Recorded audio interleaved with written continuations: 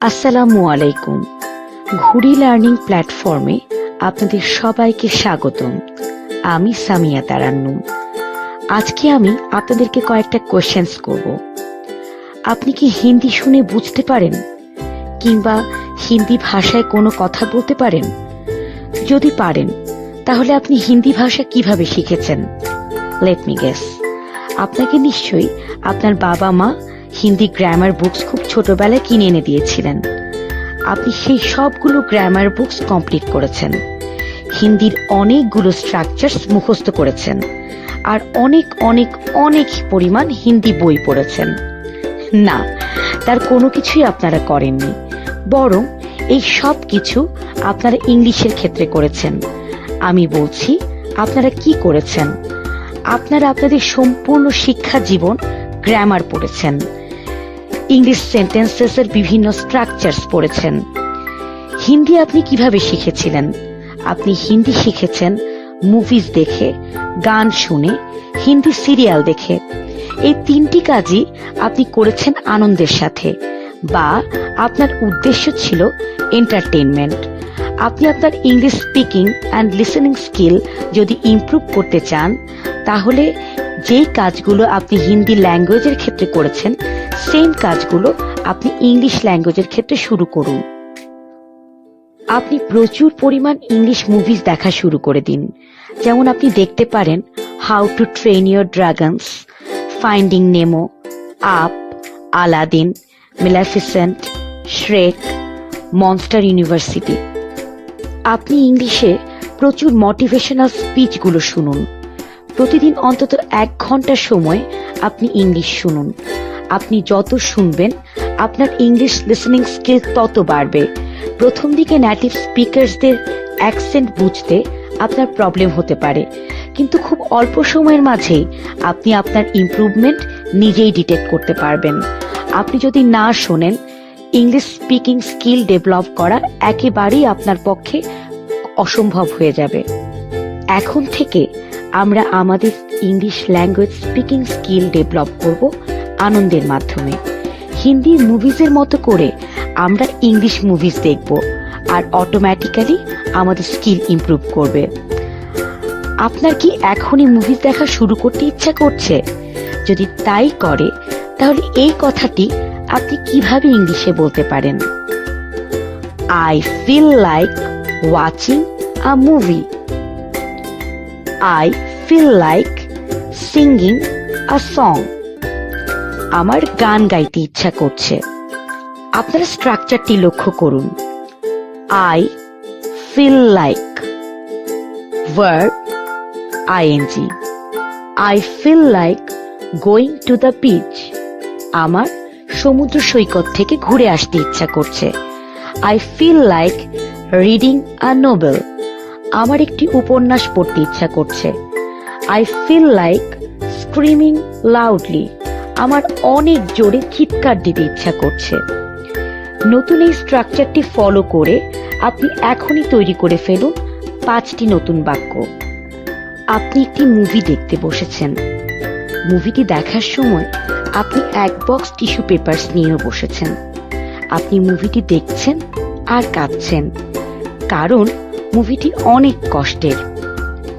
টিয়ারজার্কার এর মানে হচ্ছে a story, song, play or film that is intended to move its audience to tears.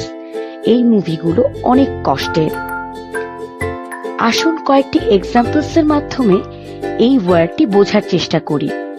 I am not in the mood to see a tearjerker. Let's watch something funny instead. এর মানে হচ্ছে, এখন আমি মোটেও কোনো কষ্টের মুভি দেখার মুডে নেই। এর চেয়ে বরং ফানি কিংবা কমিক কোনো মুভি দেখা যেতে পারে। This scene is a real tearjerker. এই দৃশ্যটা অসম্ভব কষ্টের। Bring a pile of tissues with you when you watch a tearjerker movie. কোনো কষ্টের মুভি দেখার সময় তুমি তোমার সাথে 1 বক্স টিস্যু নিয়ে বসো। I have never read such a tearjerker book. আমি এত কষ্টের গল্প কখনো পড়িনি। এবার আপনার পালা। আপনিও তৈরি করে ফেলুন নতুন 3টি বাক্য এই নতুন শব্দটি ব্যবহার করে। গত ক্লাসে আমরা শিখেছিলাম বিভিন্ন কারণে আমরা কিভাবে অন্যকে ধন্যবাদ দিতে পারি। আজকে আমরা শিখে নেব কিভাবে আমরা আমাদেরকে কেউ ধন্যবাদ দিলে তার উত্তর দিতে পারি। Thanks a million or thanks a bunch এর অ্যান্সারগুলো আপনি কিভাবে দিতে পারেন। ইউ আর মোস্ট ওয়েলকাম, আপনাকে সুস্বাগতম। ডোন্ট মেনশন ইট, প্লিজ আমাকে ধন্যবাদ দেওয়ার প্রয়োজন নেই, আমাকে ধন্যবাদ দেবেন না। রিয়েলি হ্যাপি টু হেল্প, আপনাকে হেল্প করতে পেরে আমি সত্যি খুব খুশি। It was the least I could do, আমি আপনার জন্য যা কিছু করতে পারতাম তার সর্বনিম্নটাই আমি আপনার জন্য করেছি। গ্ল্যাড টু হেল্প, আপনাকে হেল্প করতে পেরে আমি সত্যি অনেক খুশি। মানুষ হিসেবে আমাদের প্রত্যেকের আছে কিছু দোষ আর কিছু গুণ। আপনি কি আপনার দোষ কিংবা গুণগুলো সম্পর্কে জানেন? এবার আপনি খুঁজে বের করুন আপনি আপনার 5টি পজিটিভ সাইডস বা গুণ আর 5টি নেগেটিভ সাইডস বা দোষ। যেমন আই অ্যাম হট টেম্পার্ড, আমি অনেক বদমেজাজি। আই অ্যাম ট্রাস্টওয়ার্দি, আমি একজন বিশ্বাসযোগ্য মানুষ। স্ট্রাকচারটি হচ্ছে subject, am, adjective. I am an emotional person. I am extremely emotional. I am a pessimistic person. I am an optimistic person. আমরা আপনাদের সাথে শেয়ার করছি কিছু ওয়ার্ডস। এই ওয়ার্ডস গুলো বা অ্যাডজেক্টিভস গুলো আপনি ইউজ করে আপনার মিরর ভিডিওটি তৈরি করতে পারেন। তো আর দেরি না করে এক্ষুনি আপনি আপনার positive sides and negative sides গুলো উল্লেখ করে একটি মিরর ভিডিও বানিয়ে ফেলুন। চলুন এবার আমরা একটি ওয়ার্ড শিখে ফেলি। একটি বাচ্চা, সে একটি ম্যাগনিফাইং গ্লাস নিয়ে ঘুরে বেড়াচ্ছে।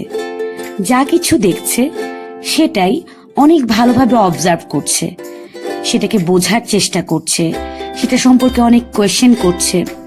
যেমন একটি তেলাপোকা হেঁটে গেল, বাচ্চাটির সঙ্গে সঙ্গে ম্যাগনিফাইং গ্লাস দিয়ে তেলাপোকাটাকে দেখার চেষ্টা করলো। সে তেলাপোকাটি সম্পর্কে অনেক কোয়েশ্চেন করলো।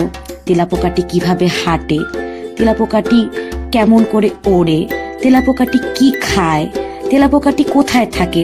তার মনে অনেক অনেক অনেক অনেক অনেক কোয়েশ্চেন। এই কোয়েশ্চেনগুলোতে তার গার্ডিয়ানরা একদম বিরক্ত হয়ে যাচ্ছে। ইনকিউজিটিভ, ইনকিউজিটিভ হচ্ছে তারাই, অনেক ডিসকভারিং মাইন্ড আছে যাদের, এবং এটাকে আমরা এভাবে ডিফাইন করতে পারি যে want to discover as much as possible about things, sometimes in a way that annoys people. এটাই হচ্ছে একটি ইনকিউজিটিভ মাইন্ডের এক্সাম্পল। এখন আমরা আপনাদের সাথে আরো কয়েকটি এক্সাম্পল শেয়ার করব যাতে এই ওয়ার্ডটি একদম আপনাদের মনে গেঁথে যায়। The class teacher smiles at the kids' inquisitive look. Class টিচারটা বাচ্চাটার ইনকিউজিটিভ লুকে হেসে দিল। You have such an inquisitive mind. ধরেন আপনি অনেক কোয়েশ্চেন করেন, একটা জিনিসকে অনেক জাস্টিফাই করার চেষ্টা করেন, অনেক এনকোয়ারি করেন, সেটার প্রস কনস সবকিছু আপনি বের করে ফেলার চেষ্টা করেন। তাহলে বলা যেতে পারে আপনার একটি ইনকিউজিটিভ মাইন্ড আছে। She is very intelligent, which also makes her really inquisitive. যারা অনেক ইন্টেলিজেন্ট তারা সব কিছুকে পরখ করে দেখে, তারা সবকিছু সম্পর্কে কোয়েশ্চেন করে জেনে বুঝে তারপর ডিসিশন নেয়। সো এখানে এই মেয়েটিকে বলা হয়েছে she is very intelligent, which also makes her really inquisitive. আমি চাই তুমি তোমার কাজটি শেষ করো। আমি চাই তুমি আমাকে সাহায্য করো। আমি চাই। এই কথাগুলো আমরা কিভাবে ইংলিশে বলতে পারি? I want you. I want you to complete the work. স্ট্রাকচারটি হচ্ছে I want you to verb extension of sentences. I want you to help me.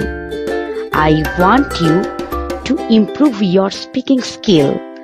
I want you to clean the dishes. আমি চাই তুমি ডিশগুলো clean করো।